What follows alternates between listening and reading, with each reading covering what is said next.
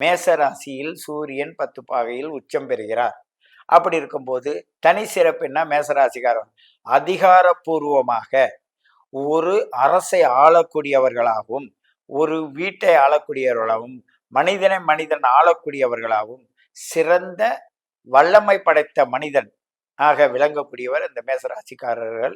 அவர்களுக்கு அந்த சூரியன் வீடு உச்ச வீடாக அமையும். மேஷத்துல அசுவின் நட்சத்திரம், பரணி நட்சத்திரம், கிருத்திகை ஒரு பாதம் கொண்ட இந்த 9 நட்சம் கொண்டது மேஷராசின்னு சொல்றோம். அந்த மேஷராசி எப்படி இருக்குன்னா, அந்த முதல் ராசியில உள்ளவங்களுக்கு எல்லாருமே அந்த காக்கி சட்டை போடுகின்ற தன்மை அவங்களுக்கு இருக்கும். அதிகாரத்தன்மை இருக்கும். அதுவும் அவங்க எப்படி இருப்பாங்கன்னாக்கா, ராணுவ அதிகாரிகள்லாம் சொல்றாங்கல்ல, போலீஸ்லேருந்து யாரெல்லாம் காக்கி சட்டை போடுறாங்க, அவங்கெல்லாம் மேசராசிக்கு உட்பட்டவங்களா இருப்பாங்க.